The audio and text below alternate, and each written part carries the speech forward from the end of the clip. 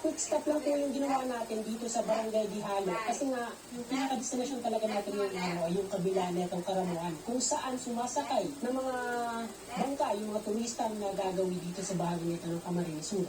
Mula dito, magta-travel po tayo, base dito sa mapa ng mayigit 20 minutes. Doon sasakay tayo ng bangka para makapag-island hopping at ma-explore natin yung mga islang hanggang lang sa harap nitong Karamuan. Let's go!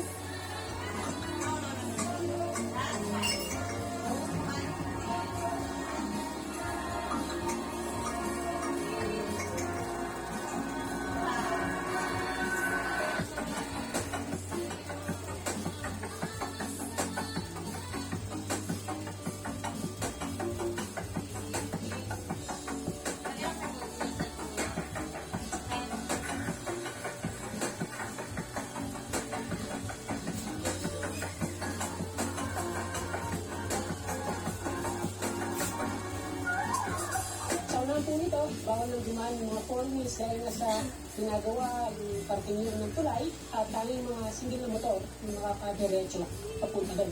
So dito, tuwanan po natin yung ating scan at maglalakad po tayo papunta doon sa Dalampasigan. Ito nga pala, kasama po natin ulit si Sir, yung nakasalubong natin kanina sa palengke. At buti na lang, nag-offer siya na samahan tayo para mapunta natin yung mga kakaibang lugar na andito sa Karamuan. Anong tawag niyo dito sa ilog na to? Parang tabang po yata. Or halo na. Pero anong pangalan niya? Ay, hindi ko alam. Parang So napatanong po ako kung anong tawag nila dito sa ilog na to kasi kung titingnan po natin sa taas, talaga namang napakaganda ng view na makikita natin. Imagine, tubig na papunta sa dagat, background, etong mga kabundukan. Dito pa lang po yan sa bungad na itong Barangay Paniman. Ano yun? Paniman? Paniman.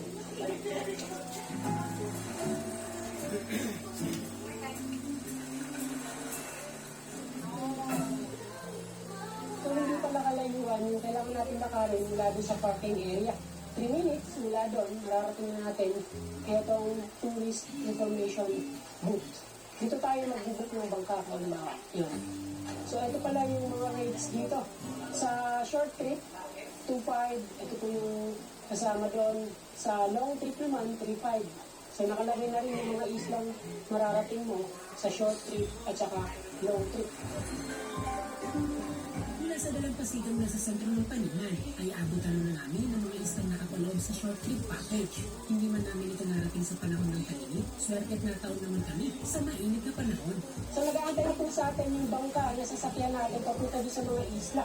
At dito sa Dalampasigan na itong Barangay Paniman, napansin po natin yung iba't ibang bangka na nakadawin dito. Meron mga malalaki at meron din ng maliliit. Halika sa mga bangka, meron na rin nakastanda yung mga pasahero o yung mga turista na sasakay dito sa bangka. Napansin ko lang sir, yung mga pasahero dyan na yung dalang maleta. yung bakasyon kasi yung pasaran na. Kaya yung iba, mga malita na dala, yung mga balahan na. Tatlong barangay po yung gano'n. Tandanan, Kabakongan, tapos yung Pulong-Pulong. Kaya yung iba, dito dumadaan. Pwede din din naman sa Biado. Depende kasi yun sa lakas ng dagat. Pag malakas dito, minsan hindi, malilang doon. Kaya din sila dadaan. Pag malakas na nandun, minsan kalmado dito. Oo, dito din sila dadaan.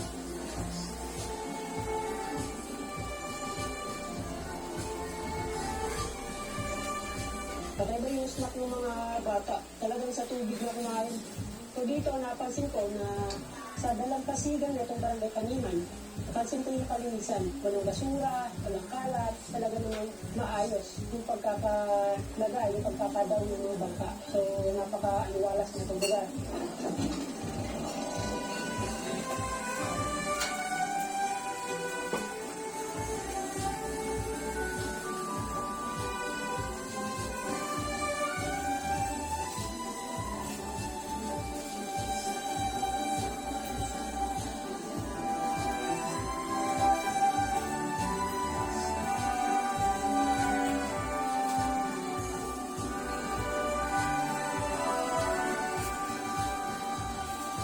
Punta po natin itong Minalago, Thailand. At dito nabutan po natin yung napakadaming turista na talaga naman tuwa-tuwa. Malayo pa lang, may na natin yung kanilang hiyawan dahil nagkagandahan na itong isla na makikita natin. Sir, welcome po. welcome sa Karamangan Island. Thank you po, thank you. Nandito ka po ngayon sa Minalagos Island. Ang nalagos. Magayon, ano boy? Ganun mga pala, pala paraiso. Pala paraiso. Para mo ha. Kamso.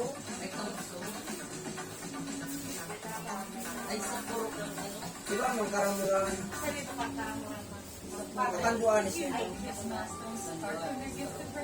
Nurture it with Polo to help you with more brain developmental milestones, focus, memory, problem solving, and language.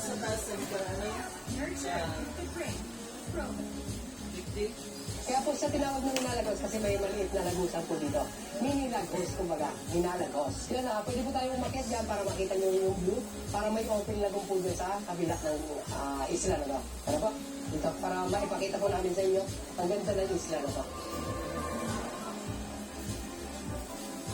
Pambihirang ganitong pagkakataon para kay Sir Joseph ay mas kilala sa pagiging gayong orador sa social media ang magkatagpo kami sa lugar kung saan matagal niyang gustong ipakita sa amin. Kaya hindi man inaasahan ay sinimantala lang niya ang pagkakataon na maipasilip sa amin ang parte ng isla kung saan kadala rin makita ng mga bisita. Okay, ito na yung sinasabi namin na parang Coron Palawan yung view niya. Ito, open lagoon po siya. Connected po dun sa kabilang isla. Ayun. Putak-putak mga isla. Ano nagka-camera ka? Naka-ano yan? Itingilan lang sa amin na makaakyat sa May ibang drone. klase ng isla. Kaya mula dito sa mababang parte ng rock formation ay amin pang inakyat ang tuktok nito hanggang sa matanaw ang makapigili na ng tanawin. Parang ito isda. Ito talaga yung literal na kapit katalim. Yes! Kakapit tayo sa ganito katalim ng mga bato. Andito ka na, kaya talagang sabi ko, pa-experience ko sa iyo yung kumbaga kakaibang adventure sa Karamuan. Ito kasi sa yung kasununit. Importante, promotor ng tourism. Yun. Sobrang hirap pagkat dito, pero worth it naman kung andito ka lang sa taas. Kita po natin dito yung view na talaga namang panalo. Ay sa guide natin ay hihira lang talaga yung market dito dahil sa hindi ganun kasi yung mga kakapitang bato. Pero buti na lang at dinala tayo kapunta dito sa taas para makita etong nakamamanghitan na yun.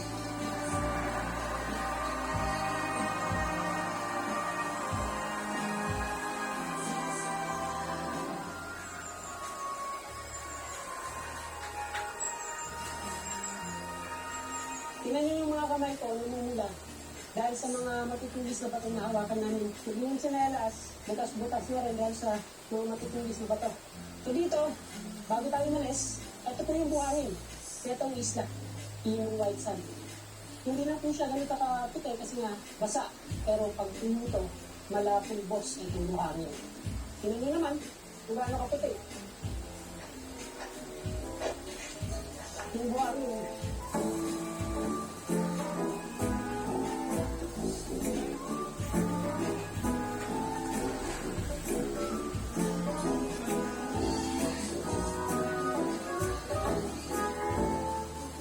tinawag mo isda kasi pag low tide mo lang siya makikita. Pag high tide wala na siyang isla. Middle po na mga bato na yan yung tubig. Kaya Pustak Island. Tapos ang yung kakaiba ng isla na to, kasi yung yan, dito mo lang ito makikita. Yung black and white sand.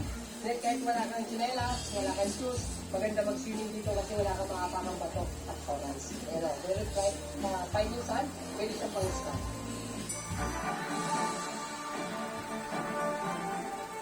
Magkatapat lang ang unang dalawang isla na pinuntahan namin at mula sa Busna ay kagad namin tinungo ang isla ng Lanus kung saan malayo pa lang ay tanong na dito ang baybayong balot ng puting buhangin.